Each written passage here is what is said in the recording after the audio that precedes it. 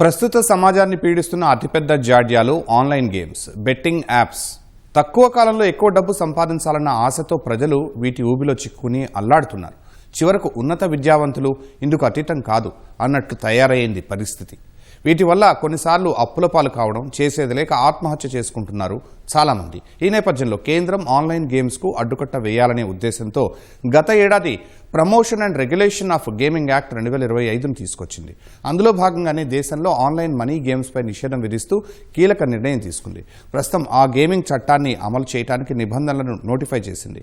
అవి మే 1 నుంచి అమల్లోకి రానున్నాయి. మరి కేంద్రం తీసుకొచ్చిన ఆ కొత్త నిబంధనలు ఏమిటి? వాటి అమలు సాధ్యమేనా? ఆన్లైన్ గేమింగ్స్, బెట్టింగ్ యాప్లకు పూర్తిగా అడ్డుకట్ట పడుతుందా?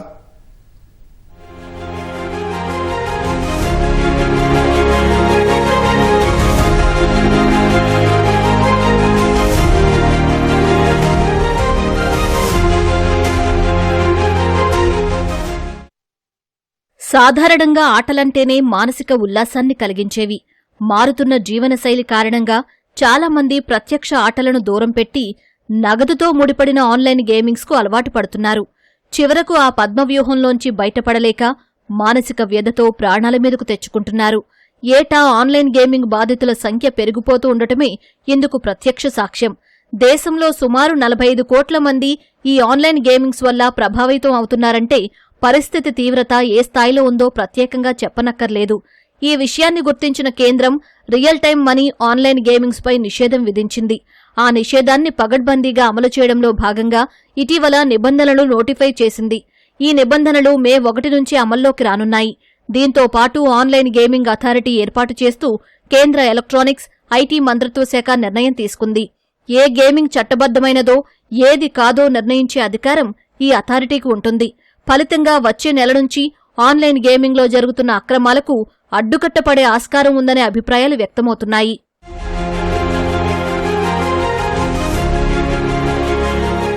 కొన్నేళ్లుగా ఆన్లైన్ గేమింగ్ వల్ల తలెత్తుతున్న అనర్థాలను గుర్తించిన కేంద్రం 2025 ఆగస్టులో promotion and regulation of online gaming చట్టాన్ని తీసుకొచ్చింది. ఈ చట్టంలోని సెక్షన్ 19 ప్రకారం ఆన్లైన్ గేమింగ్స్పై చర్యలు తీసుకోవడానికి అధికారం ఉంటుంది. అందులో భాగంగానే కేంద్రం రియల్ టైం మనీ ఆన్లైన్ గేమింగ్స్పై నిషేధం విధించడంతో పాటు నిబంధనలు తీసుకొచ్చింది. ఆ నిబంధనల ప్రకారం రియల్ మనీ గేమ్స్ కాకపోతే అలాంటి వాటికి రిజిస్ట్రేషన్ చేయాల్సిన అవసరం లేదు. అయితే ఈ స్పోర్ట్స్ మాత్రం చట్టంలోని రూల్స్ ప్రకారం రిజిస్ట్రేషన్ చేసుకోవాల్సిన అవసరం ఉందని కేంద్రం స్పష్టం చేసింది.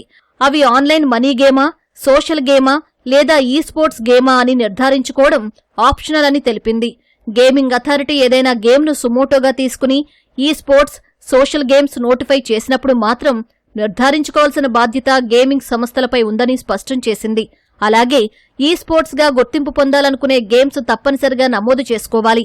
ఆమోదం లభించిన తర్వాత ప్రత్యేక డిజిటల్ రిజిస్ట్రేషన్ సర్టిఫికెట్ ఇస్తారు.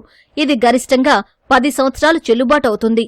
అయితే డబ్బు ఆధారిత గేమ్స్కు ఎట్టి పరిస్థితుల్లోనూ ఈ స్పోర్ట్స్ హోదా ఉండదని కేంద్రం స్పష్టం చేసింది.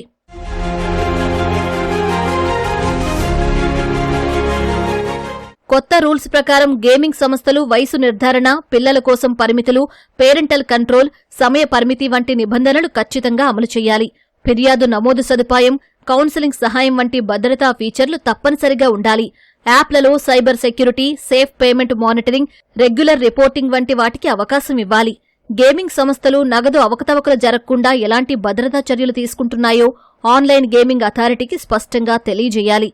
అందులో భాగంగానే ఫిర్యాదుల పరిష్కారానికి 2 దశల వ్యవస్థ తీసుకొచ్చారు. ముందుగా గేమింగ్ సంస్థే సమస్యను పరిష్కరించాలి. అది సంతృప్తికరంగా లేకపోతే వినియోగదారు ఆన్లైన్ గేమింగ్ అథారిటీని సంప్రదించవచ్చు. అక్కడ కూడా పరిష్కారం లభించకపోతే ఎలక్ట్రానిక్స్ శాఖ కార్యదర్శి స్థాయి అప్పీల్ వ్యవస్థ ఉంటుంది. ఈ మూడింట్లో ఎక్కడో ఒకచోట బాధితుల సమస్యకు పరిష్కారం లభించే అవకాశం లేకపోలేదు.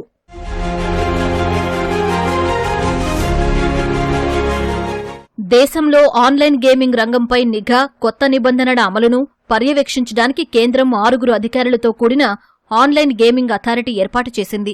అందులో కేంద్ర ఎలక్ట్రానిక్స్, ఐటీ మంత్రిత్వ శాఖ అదనపు కార్యదర్శి చైర్మన్గా, ఎక్స్ అఫీషియోగా ఉంటారు.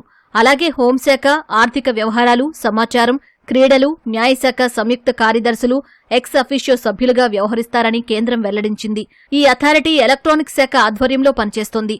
ఆన్లైన్ గేమ్స్ ను పరిశీలించి అవి మనీ గేమ్స్ కిందకి వస్తాయా, ఈ స్పోర్ట్స్ కిందకా లేక సామాజిక గేమ్స్ లా పరిగణించాలనే విషయాన్ని అథారిటీ నిర్ణయిస్తుంది. ఫిర్యాదులు స్వీకరించడం, సేవలపై ఆదేశాలు జారీ చేయడం, వినియోగదారుల సమస్యలు పరిష్కరించడం వంటి బాధ్యతలు కూడా నిర్వహిస్తుంది. తద్వారా అక్రమాలకు అడ్డుకట్టపడే అవకాశం ఉందని నిపుణులు అభిప్రాయపడుతున్నారు. అయితే పర్యవేక్షణతో పాటు రూల్స్ అతిక్రమించిన సంస్థలపై కఠిన చర్యలు తీసుకోవాలని కోరుతున్నారు. చట్టం ప్రకారం రిజిస్ట్రేషన్ చేసుకోవాలి. దాన్ని ministry of external affairs, ministry of information, electronic and information technology వాళ్ళు వాచ్ డాగ్ లాగా దీన్ని గమనిస్తూ ఉంటుంది. అయితే దీన్ని ఎవరైనా ఉల్లంఘించినా వాళ్ళని ఇమీడియట్గా పట్టుబడతారు. అదే కాకుండా ఎవరైతే వీళ్ళని ప్రోత్సహించి ఆడతారో వాళ్ళని కట్టడి చేసి వాళ్ళపైన కఠినంగా శిక్షించడానికి ఈ చట్టాన్ని రూపొందించారు. దీని ప్రకారం కేసులు రిజిస్టర్ చేస్తారు. కేసులు రిజిస్టర్ చేసి ఎవరైతే ఈ ఉల్లంఘిస్తారో అటువంటి వాళ్ళు అందరికీ కూడా 3 ఏళ్లు జైలు శిక్ష. వాళ్ళు ఎవరైతే వీళ్ళని పిల్లల్ని అడ్డం పెట్టుకుని డబ్బు సంపాదిస్తారో వాళ్ళు 30% ఇన్కమ్ ట్యాక్స్ కట్టాలి, 28% జీఎస్టీ కట్టాలి. సో ఆ విధంగా ఈ చట్టాన్ని సవరించినారు. కేంద్రం తీసుకొచ్చిన రూల్స్ ఏమాత్రం అమలుకు నోచుకుంటాయనేది స్పష్టంగా చెప్పలేని పరిస్థితి. ఎందుకంటే ఆన్లైన్ గేమింగ్స్ పై ప్రభావం నేటి తరంపై విపరీతంగా ఉంది. ఇండియా గేమింగ్ నివేదిక ప్రకారం ప్రపంచవ్యాప్తంగా ఆన్లైన్ ఆటలు ఆడేవారిలో 5వ వంతు భారతీయులే ఉన్నారు. అంటే ఈ యాప్స్ డౌన్లోడ్ చేసుకునే వారిలో ఇండియా వాటా 15% కంటే ఎక్కువగా ఉంది. ఆన్లైన్ మనీ గేమ్స్ సుమారు 45 కోట్ల మంది భారతీయులపై దుష్ప్రభావం చూపిస్తోందని లోక్సభలో కేంద్ర మంత్రి అశ్విని వైష్ణవ్ వెల్లడించారు. దీనివల్ల ప్రజలు సుమారు 20,000 కోట్ల రూపాయలకు పైగా నష్టపోయారని తెలిపారు. దేశంలో 14 కోట్ల మంది నిత్యం గ్యాంబ్లింగ్ ఆడుతుంటే ఐపీఎల్ లాంటి ఆకర్షణీయ స్పోర్ట్స్ ఈవెంట్స్ జరిగినప్పుడు ఈ సంఖ్య 35 కోట్లు దాటుతోందని వివరించారు. దీన్ని బట్టి అర్థం చేసుకోవచ్చు దేశంలో పరిస్థితి ఎంత ప్రమాదకరంగా మారిందని.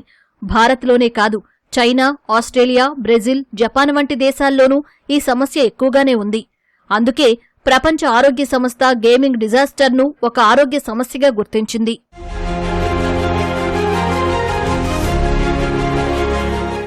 ఆన్లైన్ గేమింగ్ వల్ల జరుగుతున్న నష్టం అంతా ఇంతా కాదు. ముఖ్యంగా ఎంతో మంది ప్రాణాలు కోల్పోతున్నారు. సోషల్ మీడియా ఇన్ఫ్లుయెన్సర్ల ప్రచారాలు చూసి మెల్లగా ఆన్లైన్ గేమింగ్ ఊబిలో చిక్కుకుపోతున్నారు. భారీగా అప్పులు చేసి ప్రాణాల మీదకు తెచ్చుకుంటున్నారు. అధికారిక గణాంకాల ప్రకారం దేశంలో 100 మంది ఆత్మహత్య చేసుకుంటున్నారు. కర్ణాటకలో 31 నెలల వ్యవధిలో 32 మంది ఆత్మహత్య చేసుకున్నారు. తెలంగాణలో 2024-25లో సుమారు 24 మంది ప్రాణాలు తీసుకున్నారు. అందులో 7 మంది ఒకే నెలలో ఆత్మహత్య చేసుకోవడం బాధాకరం. ఇలా దేశవ్యాప్తంగా అన్ని రాష్ట్రాల్లో ఆన్లైన్ బాధితులు ఉన్నారు. అందుకే కేంద్రం ఆన్లైన్ గేమింగ్ ని అరికట్టడానికి చట్టాన్ని తీసుకొచ్చి నిబంధనలు అమలు చేయడానికి సంకల్పించింది. నిబంధనలు ఉల్లంఘించిన సంస్థలపై జరిమానాలు, సేవల నిలిపివేత వంటి చర్యలు తీసుకునే అధికారం కేంద్రానికి ఉంటుంది. ఈ ఆన్లైన్ గేమింగ్ అండ్ బెట్టింగ్ లో అన్ని రకాలు ఉంటాయి. కొన్ని క్రికెట్ ఆడే గేమ్స్ లాగా ఫుట్బాల్ ఉంటుంది, టెన్నిస్ ఉంటుంది, అలాగే ఇక తీన్ పత్తి అని అవి కొన్ని కార్డ్ గేమ్స్ ఉంటాయి, బోర్డ్ గేమ్స్ ఉంటాయి. అవి కాకుండా రేసింగ్ అని చెప్పేసి మోటార్ రేసింగ్స్ ఇట్లాంటివి డిఫరెంట్ ఉంటాయి. అలాగే ఇప్పుడు ఐపీఎల్ సీజన్ ఉంది కాబట్టి వీటి ముసుగులో బెట్టింగ్ కూడా నడుస్తుంది. కాబట్టి ఈ అంత యాక్టివిటీ కూడా మొత్తం ఇల్లీగల్గానే ఉంటుంది. సో ఎక్కడ కూడా లీగల్ శాంక్టిటీ వీటికి లేదు. ఈ యాప్స్ కూడా చాలా వరకు వేరే బయటకు ఒకలాగా చూపిస్తుంది. ప్లేయర్ ఆడేటప్పుడు ఆ విధానము, ఆ మోడస్ ఆపరెండి అంతా డిఫరెంట్గా ఉంటుంది. ఆన్లైన్ గేమింగ్ రంగం అక్రమ లావాదేవీలకు అడ్డాగా మారుతుందని సుప్రీంకోర్టు పలుమార్లు ఆందోళన వ్యక్తం చేసింది. ఎందుకంటే వీటి ద్వారా కోట్లాది రూపాయలు దారి మళ్లుతున్నాయి. అంతేకాదు ఈ ప్లాట్ఫామ్స్ ఉగ్ర కార్యకలాపాలకు కేంద్రంగా మారుతున్న ఉదంతాలు వెలుగులోకొస్తున్నాయి. కొన్ని సంస్థలు ఉగ్రవాద గ్రూపులకు నిధులు మళ్లిస్తున్నట్లు నిఘా వర్గాలు చెబుతున్నాయి. ఇది దేశ భద్రతకు ముప్పుగా మారే అవకాశం లేకపోలేదు. అయితే 2024 నాటికి దేశంలో ఆన్లైన్ గేమింగ్ పరిశ్రమ విలువ సుమారు $3.7 బిలియన్ ఉన్నట్లు గణాంకాలు చెబుతున్నాయి. 2029 నాటికి $9.1 బిలియన్ చేరుకుంటుందని అంచనాలు ఉన్నాయి. గడిచిన 5-6 ఈ రంగంలోని 1800 గేమింగ్ స్టార్టప్లలో $3 బిలియన్ విలువైన విదేశీ ప్రత్యక్ష పెట్టుబడులు వచ్చాయి. అంటే ఈ రంగం ఎంతగా విస్తరిస్తుందనేది అర్థం చేసుకోవచ్చు. కాబట్టి ఆన్లైన్ గేమింగ్ పరిశ్రమపై పూర్తిగా నిఘా పెట్టాల్సిన అవసరం ఉందనేది సుస్పష్టం.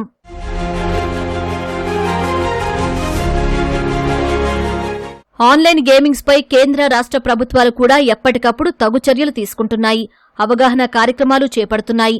కానీ ఏదో విధంగా ఆన్లైన్ గేమింగ్స్ కేసులు పెరుగుతూనే ఉన్నాయి. ప్లేస్టోర్లలో కనిపించని యాప్స్ ఏపీకే ఫైల్స్ ద్వారా మొబైల్స్లోకి వచ్చి చేరుతున్నాయి. దీంతో వాటికి అడ్డుకట్ట వేయడం సవాలుగా మారుతోంది. ఈ నేపథ్యంలో కేంద్రం తీసుకొచ్చిన నిబంధనలు ఖచ్చితంగా అమలు చేయాల్సిన అవసరం ఉందని నిపుణులు చెబుతున్నారు. అయితే ఇక్కడ బాధితులుగా మారుతున్న ప్రజలే బాధ్యతగా వ్యవహరించాల్సిన అవసరం ఉంది. ముఖ్యంగా పిల్లలు, యువత ఆన్లైన్ గేమ్స్ కి దూరంగా ఉండాలి. నగదు ఆన్లైన్ గేమింగ్స్ తెచ్చే అనర్థాలు గ్రహించి నగదు లావాదేవీల జోలికి అస్సలు వెళ్లరాదు. ఒక్క మాటలో చెప్పాలంటే ఆన్లైన్ గేమ్స్ కి దూరంగా ఉండడం అంటే మన భవిష్యత్తును మనమే నిర్ణయించుకోవడం అన్నమాట.